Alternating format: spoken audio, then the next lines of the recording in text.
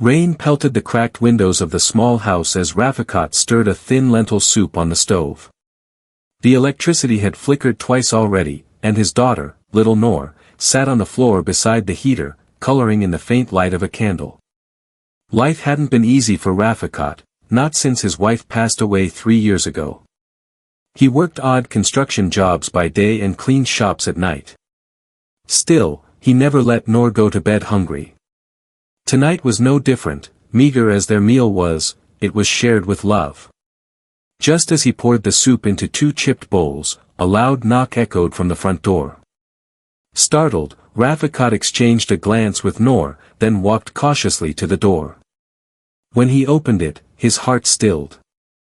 Standing there in the pouring rain was a girl, no older than 15 or 16, drenched from head to toe. Her expensive dress clung to her shivering body, her designer shoes soaked in mud. Her eyes, wide with fear, met his. I'm sorry, she stammered. I was in a car. It broke down a few blocks away. My driver went to get help, but he never came back. My phone's dead. I didn't know where else to go. Rafikot hesitated only for a moment before stepping aside. Come in, Beta. You'll catch your death out there. The girl hesitated, then stepped inside slowly. Noor gasped softly when she saw the stranger, but Rafikot gave her a gentle nod of reassurance. Sit by the heater. I'll get you a towel, he said, moving swiftly to the back. As she dried herself off, Noor offered the girl her own blanket, wrapping it around her shoulders. I'm Noor, she whispered. What's your name?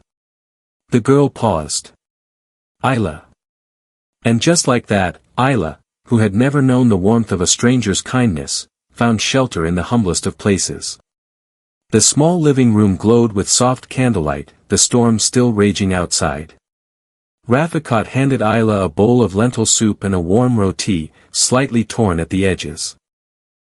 He watched her carefully, unsure if a girl dressed like that would even eat something so humble. But Isla surprised him. She held the bowl with both hands, the warmth seeping into her fingers, and took a cautious sip. Her eyes closed briefly.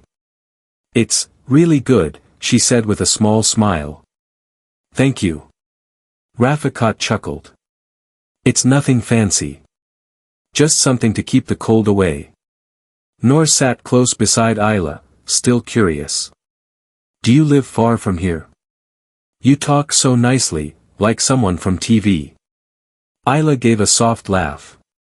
I guess you could say I live in a big house. But it doesn't feel like home most days. Rafikot glanced at her with quiet understanding but didn't press. He never believed in asking more than someone was ready to share. The 3 of them sat together, sipping soup, sharing laughter, and talking about the little joys of life, like how Noor had named her one-eyed doll, Princess Lollipop, or how Rafikot once mistook shampoo for cooking oil. Isla laughed genuinely, more freely than she had in months. You and Noor, she said, looking around at the humble furniture and mismatched cushions, you don't have much, but it feels like there's love here. Real love.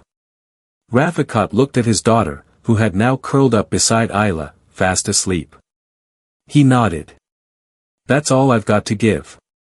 And it's enough for us. There was a long pause.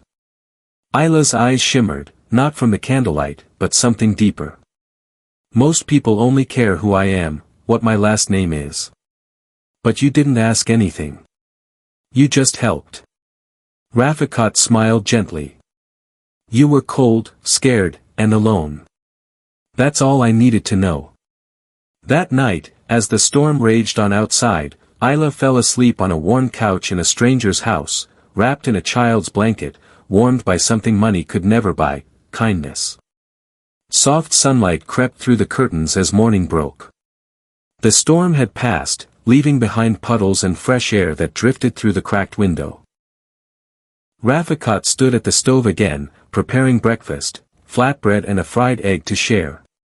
It was all he had left. Isla stirred slowly on the couch, blinking against the warm light. For a moment, she looked confused, then she remembered where she was. A strange sense of peace settled over her. In this tiny home, among worn-out cushions and chipped mugs, she had felt safer than in her marble mansion. "Good morning," Rafikat said gently. "You slept well?" Ayla sat up, brushing her hair out of her face. "Surprisingly, yes. Thank you, again."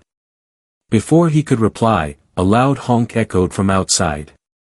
Rafikat peered through the window and saw a sleek black luxury car pull up. A tall man in a black suit stepped out and stood by the rear door, waiting. Ayla stood, a little flustered. "That must be my driver. They must have tracked my phone or something." Noor rushed in from the back, still in her pajamas. "You're leaving?" Ayla knelt and hugged her tightly.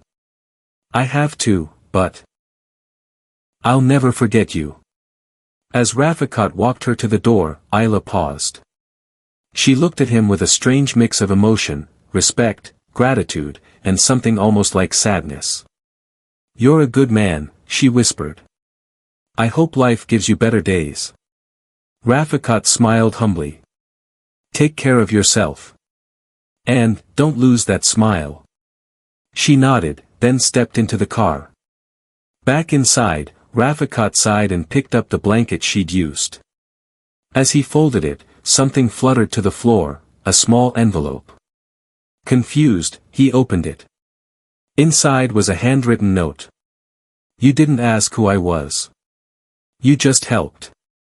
Thank you for reminding me what kindness looks like. Ayla Malik." Rafikat froze. "Malik? As in Shearyar Malik, the billionaire industrialist?" He stared at the letter, heart pounding.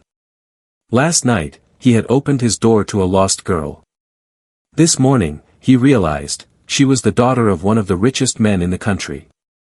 A week had passed since Ayla's mysterious departure. Life had returned to its usual rhythm, simple, quiet, and humble.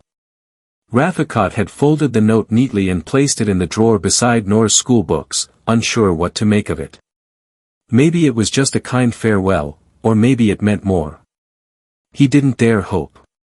Then, one afternoon, while washing clothes in a rusted bucket outside, he heard a car door slam.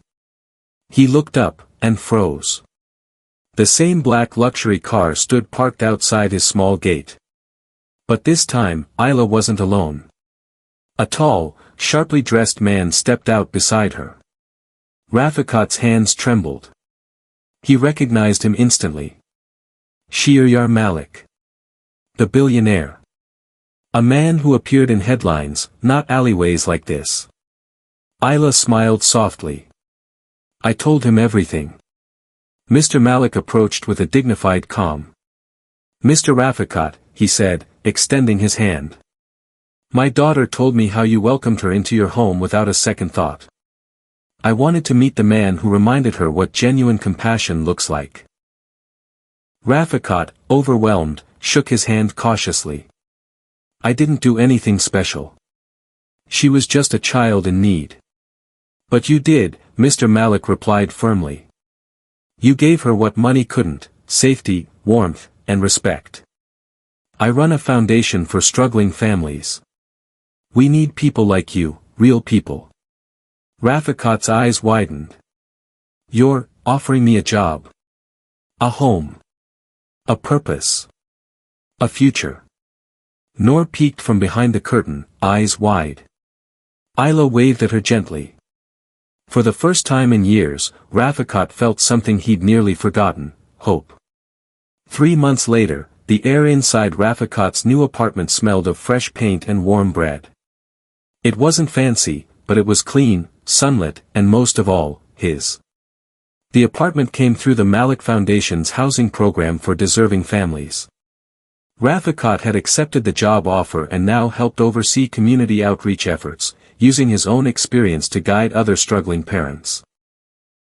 Noor giggled from the small study nook, proudly showing off her colorful uniform. "Papa, look! My teacher gave me a star for reading aloud." Rafikat beamed, kneeling to fix the bow on her ponytail. My little star is finally shining like she was meant to. Just then, the doorbell rang. Noor rushed over and opened it, revealing Isla standing there in jeans and a simple blouse, looking far less like a billionaire's daughter and far more like a friend. She held a small cake box in her hands. Chocolate, like Noor likes, she smiled. Noor squealed and hugged her. Isla Aapi. Rafiqat stepped forward, still slightly unsure how to navigate the strange bond that had formed between them. But Isla had made it easy. She never acted superior, never flaunted her wealth. Instead, she visited often, bringing books for Noor, asking for Rafiqat's ideas on how to improve the foundation, and sometimes just sharing quiet cups of tea. As they all sat around the small dining table, the laughter came easily. Isla glanced at Rafiqat and said softly, "That night changed everything for me. I thought I had everything, but I didn't even know what love or home really meant." Rafiqat met her gaze. "You reminded me that even the smallest kindness can echo for a lifetime." Outside, the city bustled as always. But inside this tiny apartment, lives had been rewritten, not by wealth or status, but by a single night of compassion. And though none of them had said it aloud, each knew in their hearts. They were no longer strangers. They were family.